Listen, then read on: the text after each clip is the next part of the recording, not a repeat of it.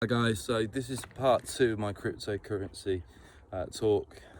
The last video I was talking about my reasons into cryptocurrency, identifying with the upside risk potential versus the downside risk, versus leaving money in the bank versus putting stuff into a highly speculative new currency which is going to only go high in growth over the next 5-10 years before it's widely adopted by the masses.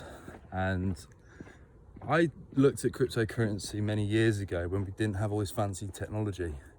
We couldn't do vlogging, we didn't have Instagram, we didn't have social media like we do now. We didn't have the opportunity to quickly download an app to your phone and suddenly place an order on buying stocks and cryptocurrency.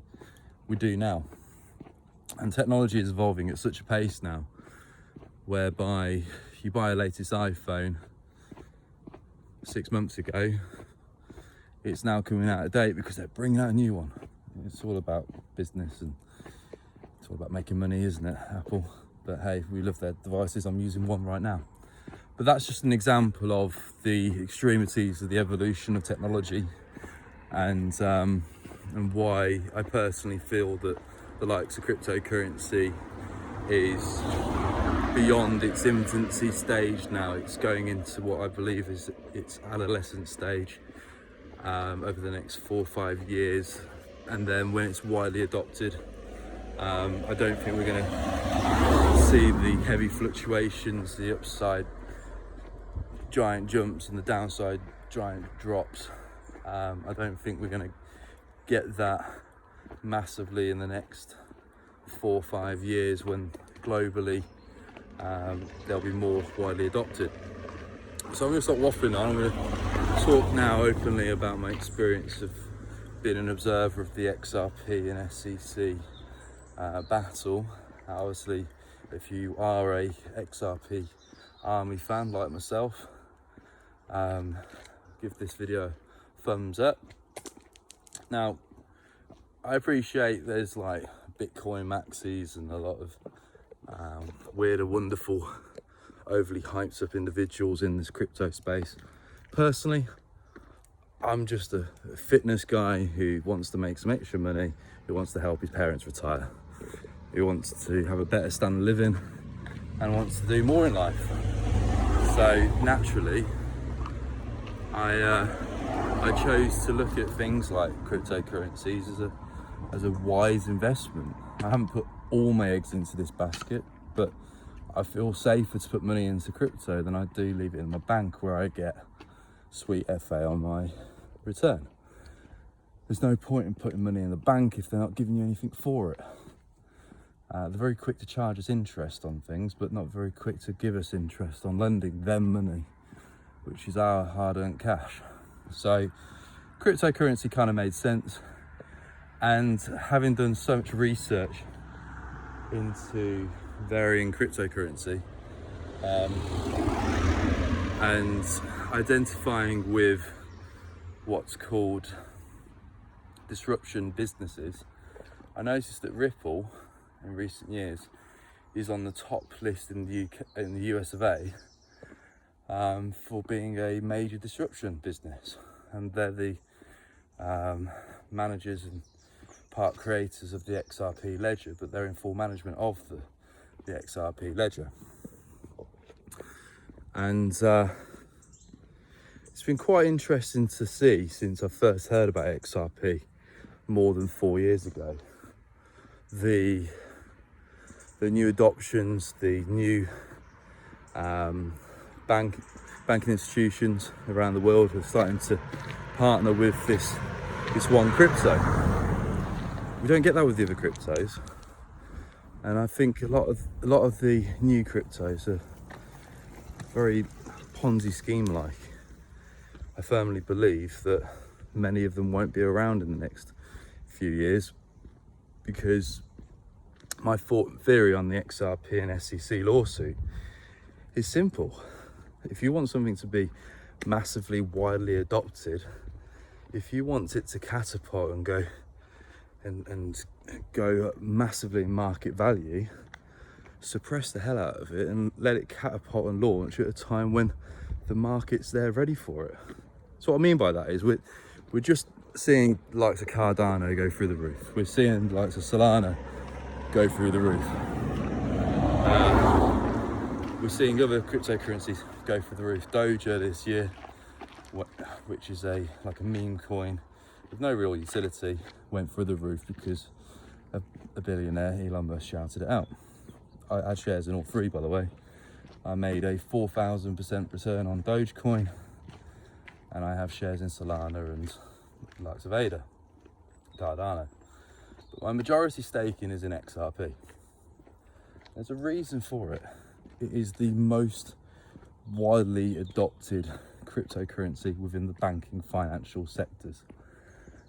I think anyone who doesn't look at this particular cryptocurrency, who is in the cryptocurrency space, is foolish.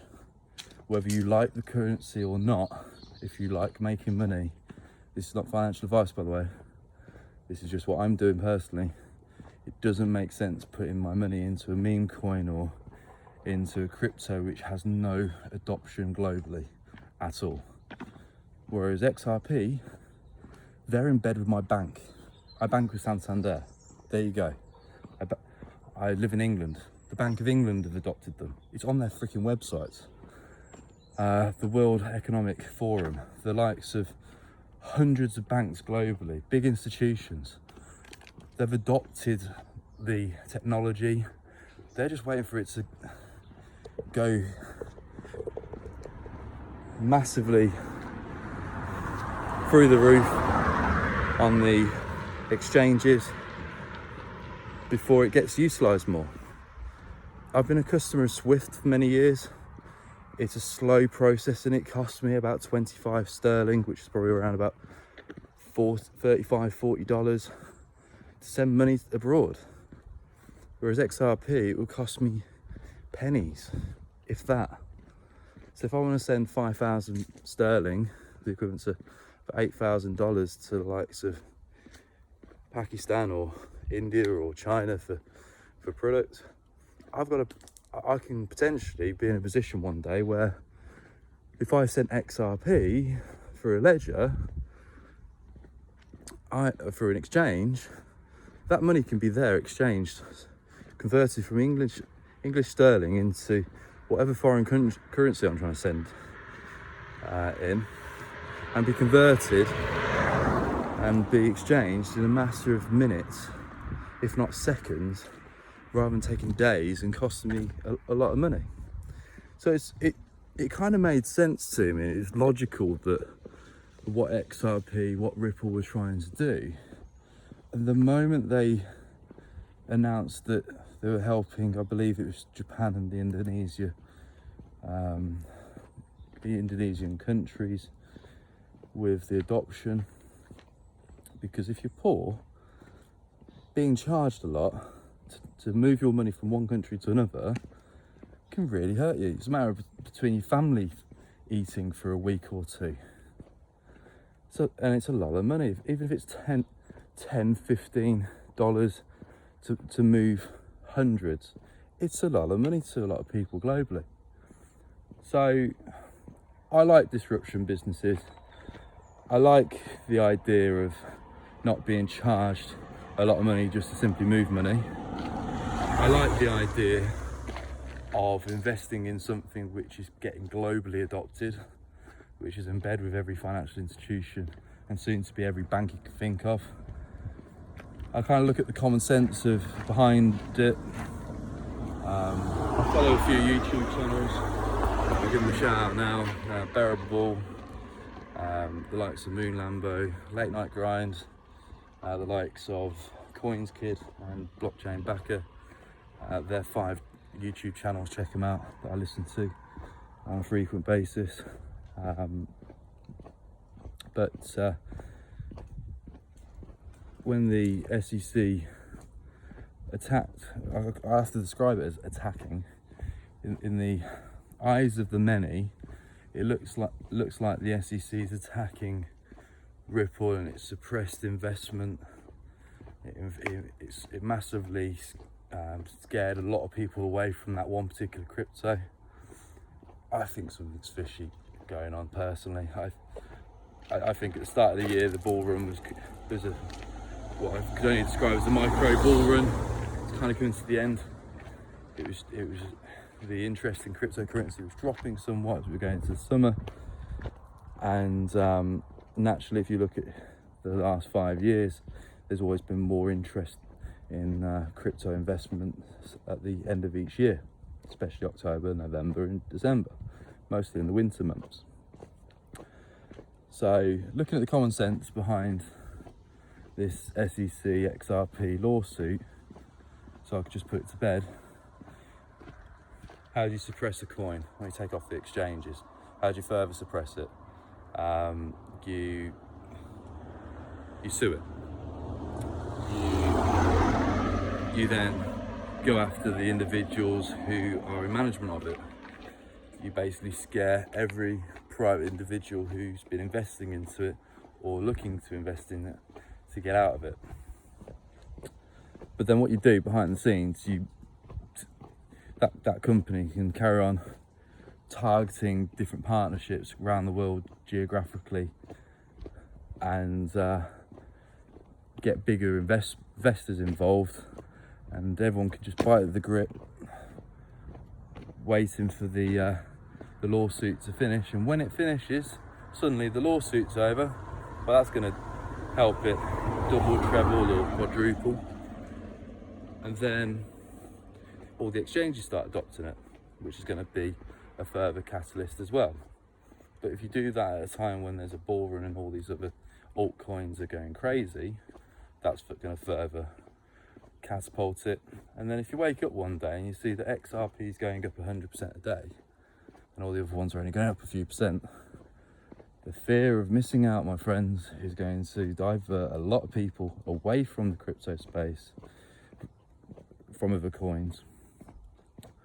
Is going to divert a lot of people from the stock exchange, and people are going to funnel in like they're going crazy, like they found a new drug, a miracle cure, and they're just going to jump onto XRP. And that is just a personal opinion, and that's why I'm so heavily invested in it, and that's why 80% of my crypto holdings are within the XRP cryptocurrency, because I'm a firm believer that if you suppress it hard enough, long enough, and you let it launch at a time when people are jumping in like crazy, there's a lot of noise on the crypto space. Yeah, it's just going to be a huge springboard. Personal opinion, not financial advice. I am starting to do more videos like this on my own YouTube channel. I just find things like business, economics, cryptocurrencies quite interesting. I am launching a new website called Limitless Potential. I was going to have its own separate YouTube channel, but I've actually decided just to stream it on my own personal YouTube channel.